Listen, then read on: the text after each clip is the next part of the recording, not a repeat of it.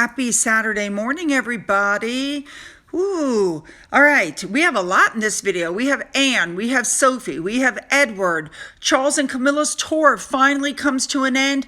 And then we have a whole bunch of stuff on Harry and Meghan. So let's just jump in and get there because there's a lot as usual. So let's go. We're going to start off today with Princess Anne, who went to a Jaguar Land Rover factory in Liverpool. She took a tour of the facility. She met the staff. Love, by the way, the gray checkered outfit with the yellow piping that she was wearing. Now, it's being reported that the royal family long have been fans of this brand. As a matter of fact, the article says that the Queen had no fewer than 30 Land Rovers. They're also driven by the Queen's children, the Queen's grandchildren, and Zara, who's got a lot of partnerships, became an official brand ambassador for them in 2006. Zara also, according to this article, was the first person to be given keys to a Range Rover Evoque in 2011 and presented a woman's scholarship for training and engineering sponsored by the firm. Very nice. And Anne went because it was the company's 60-year anniversary. I think that's very nice. Good for Anne. Now, this wasn't the only engagement she had.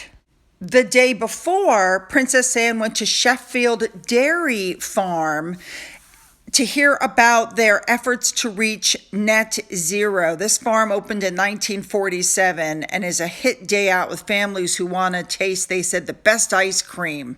Yep, they've been working on the cow's methane gas to curb their carbon footprint. Pretty cool. Next up, on September 22nd, Anne opened up officially the Port of Aberdeen. They had a 420 million pound expansion product that is catalyzing a multi-billion pound economic and job boost for Scotland. She looked lovely in purple. Moving on to Prince Edward, who attended the Sports Alliance annual general meeting. And these are award programs that celebrate the power of sports and recreation, and entries are now available. You can, nominate somebody. Now, sticking with Edward, we all know that he is the honorary air commander of the Royal Air Force Waddington. So he went to be the reviewing officer for the Sovereign's Review at the Royal Air Force in Cranwell. There was a fly pass, and then after Edward reviewed all the graduating officers, he presented the course prizes to the top performing cadets from the course. I think Edward is looking mighty spiffy. All right, good for him. Moving on.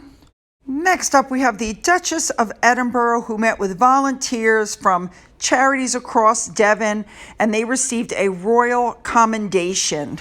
She thanked all the volunteers for their contributions and urged them to network with each other and local authorities and businesses, to find solutions to all the problems that they're facing. Very nice, and I love her outfit. Moving on.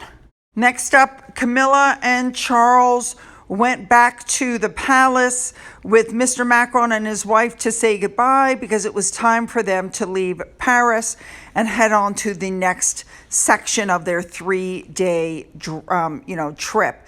I do like Camilla's outfit. Very nice. She seemed to be wearing, it was either silk or chiffon.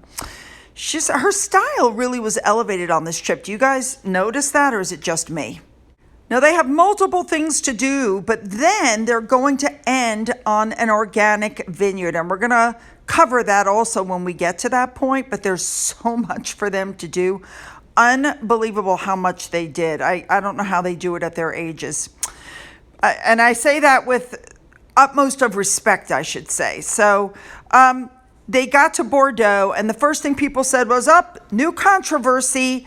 Well, there was a new controversy because they were supposed to go by train, but something happened. There was some sort of security concern, and so they ended up taking another airplane. And people are saying you're not supposed to take an airplane within this many miles, etc., etc. But if there was a security concern, I can totally understand why they did it. I don't know why people are complaining. This is the king, after all. Thank you to Remoulade Sauce for all the information on Camilla's outfit. They got there. The crowds were ridiculous. Tons and tons and tons of people standing around waiting for them. So they arrived at the Bordeaux Town Hall. That's where they went. Hi, Johnny. Yes, we see you. Camilla was given an absolutely gorgeous bouquet of flowers. Love the outfit. Love that pin that she's wearing. Very interesting. She stopped to talk to several children on her way in. Yeah, she's carrying an umbrella, but apparently it began to sprinkle a little bit. You'll see why in just a minute. You'll see what I'm talking about. This one little girl, look at her mouth as she's talking to Charles. Shocked. She looks like she's shocked. Yeah. Anyway, obviously, people there really like them. And again, lots and lots and lots of crowds. So they go into the town hall, and the first thing they do is they're shown old photos of the town hall. Pretty cool. So they're shown around the room. They're looking at the photos. And of course, after that, they're asked to sign the town hall guest book. You know, they have to sign every time they go anywhere. When they got done there, they went outside of the town hall where Charles planted a tree and Camilla used that watering can to water the new sapling that was being put in. There was a fly pass, beautiful planes, and that was occurring because Charles and Camilla went to a reception on the flight deck of the Royal Navy Type 23 frigate called the Iron Duke. There was a reception there.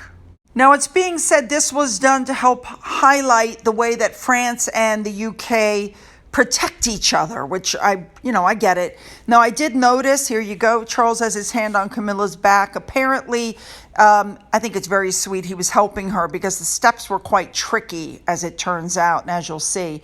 So they got on board there. They had their reception. They were shown around. You can see the building in the back there. I think Charles got a kick out of this. Of course, that could just be me, but I think he thoroughly enjoyed seeing the ship and being walked around. Camilla's there because you can see her under the umbrella. And when they went to leave, very gallantly, he helped her off the gangplank. Again, I think the steps there might have been a little tricky for her. You know, nothing ventured, nothing gained. Now, at one point, I don't know if before or after, there was a band there. You know, they always play the anthem. And by that point, there was a slight rain. So Charles had whipped out his umbrella. They then continued as they moved on after the tour. And they arrived at the next stop by tram. So here's a little smidge of a video to show you. Look at the crowds that were lining. I mean, unbelievable amounts of people.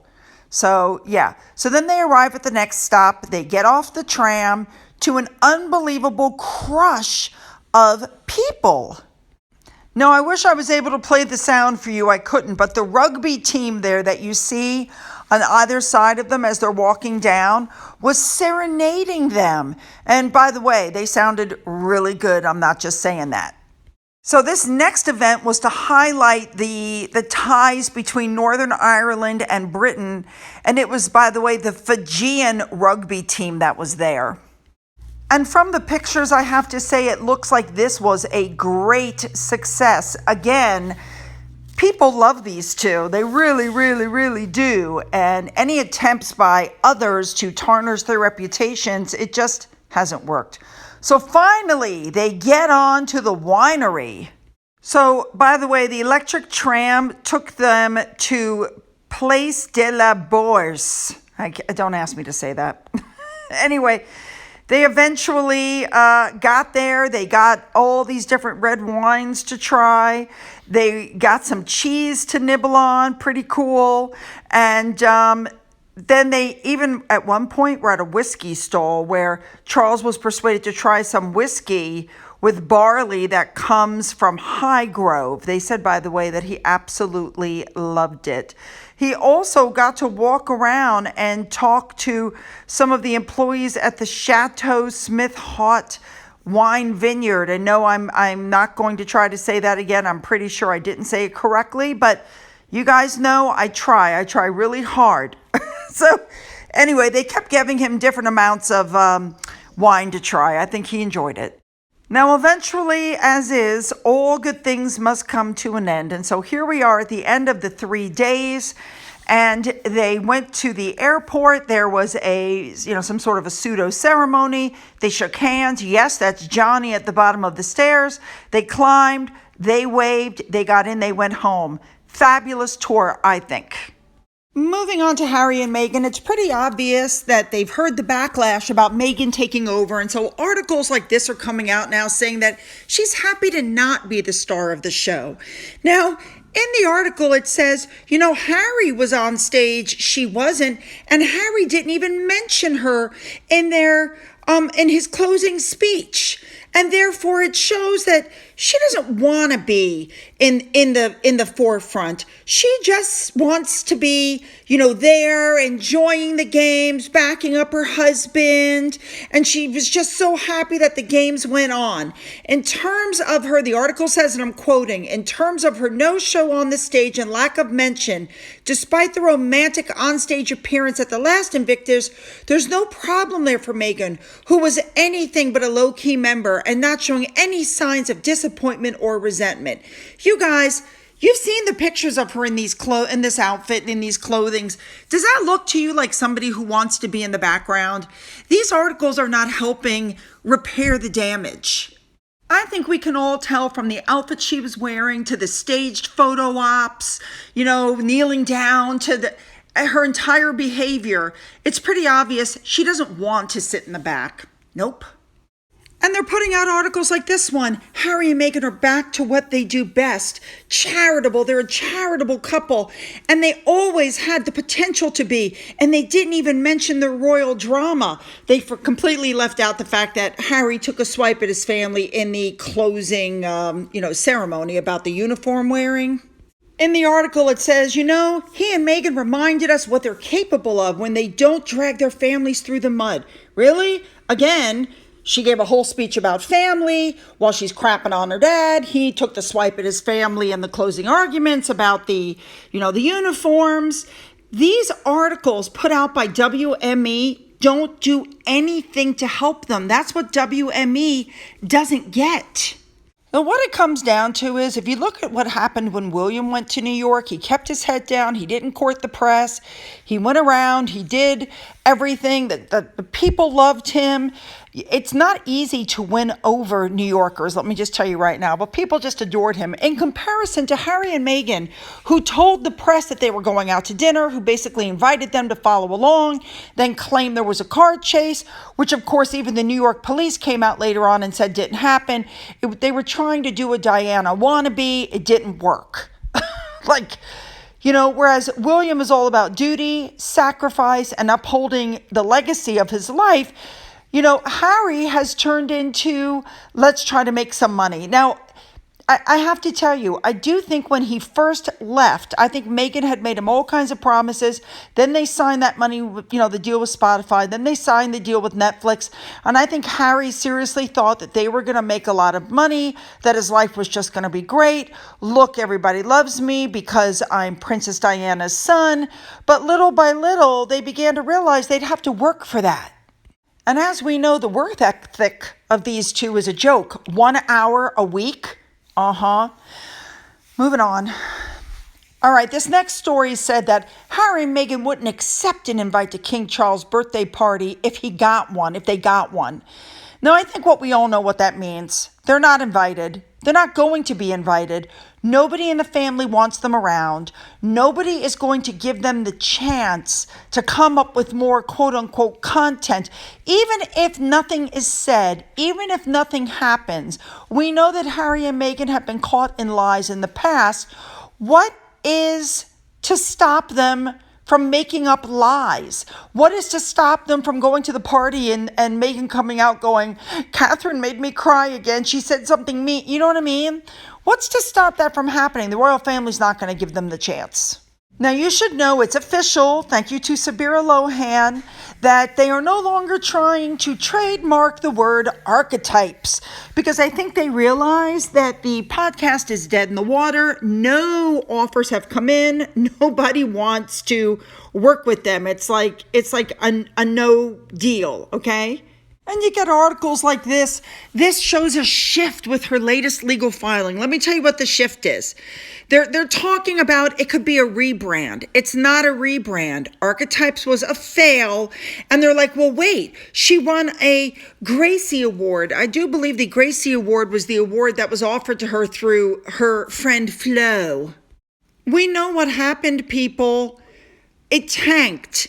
Spotify tried to hyperinflate the numbers to make everybody think it was so good, but the truth is it wasn't. And on top of that, the Archwell just requested their 5th extension, yes, for their foundation trademark. So things just are not going well across the board. They've extended, they've asked for another extension. And this, by the way, from what I read, is their final extension they're allowed to ask for. And finally, we have Teresa Longo, which is just like a blind item. And they pointed out that WME execs met with 2 high Hollywood packaging agents. And WME said, well, what does she offer her fan base? No answer. And then somebody said, well, respect has to come first. Boom. Exactly. Well, you guys, the weather here's been so nice, I decided to take Finn outside. So here's a little Finn video for you. Enjoy. You enjoying the sunlight? The sun on your face. Huh? Oh, it's a beautiful day. High today of 81. There's a nice breeze blowing. Super nice. Come on, Finn. Let's go. Yay! Finn is feeling good. Feeling good. Are you feeling good? I'm gonna get you. Come. Yeah, muddy paw boy. He just bounds around, as you can see on the grass. I'm coming. I'm coming. I'm gonna get you. Here I come. Here I come. You better run. Hey, what you eating?